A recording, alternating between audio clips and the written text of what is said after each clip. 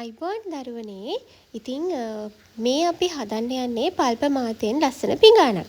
මේ ගැන විස්තර මම අවසානයේදී ඔයගලන්ට කියලා දෙන්නම්. ඉස්සෙල්ලාම බලන්න කොහොමද මේ පිඟාන හදන්නේ කියලා. මොනවද මේ පිඟාන හදන්න අපිට ඕන වෙන්නේ කියලා.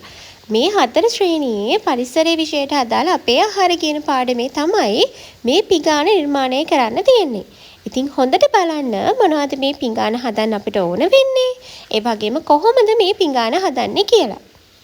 ඒ බලලා අපි ඊට පස්සේ ඉගෙන ගමු මේ පිඟාන කොහොමද හැදුවේ සහ මේකේ විස්තරයක් අපි අවසානයේදී ඉගෙන ගමු. එහෙනම් දරුවනේ හොඳට බලන්න ඔයගලන්ට ආසයිතේ මේ නිර්මාණය කරන්න.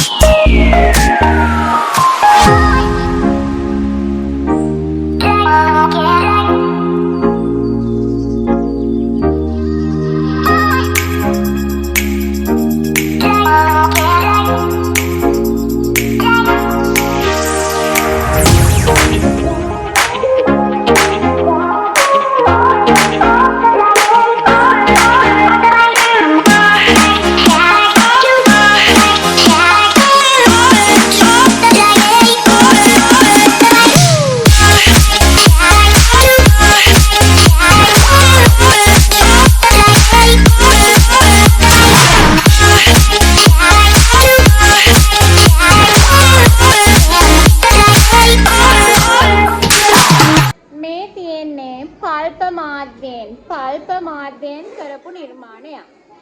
මේකට අරගෙන තියෙන්නේ ප්ලාස්ටික් පිඟාන, ඊට පස්සේ කඩදාසි, පාප්ප සහ වතුර. මේක හදද්දී අපි පිඟානක් ප්ලාස්ටික් පිඟානක් අරගෙන මුලින්ම වතුර ගාලා පුංචි කඩදාසි ඉරලා මුලින්ම අලව ගන්නවා පිඟාන උඩ. ඊට පස්සේ පාප්ප ගාලා කඩදාසි අලව ගන්නවා. ඊළඟට වතුර ගාලා ආපහු කඩදාසි අලව ගන්නවා.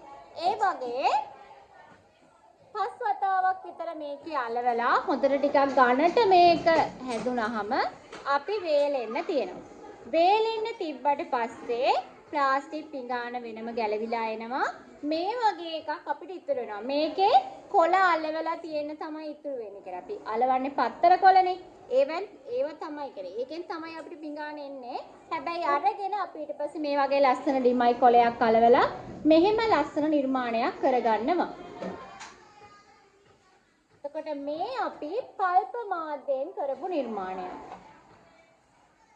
පල්ප මාධ්‍යයෙන් කරපු නිර්මාණයක් මොකක්ද කියලා ඇහුවොත් ඔයගොල්ලන්ට කියන්න පුළුවන්. අපිට කඩදාසි යොදාගෙන අපිට මේ වගේ ලස්සන පිඟානයක් හදාගන්න පුළුවන්.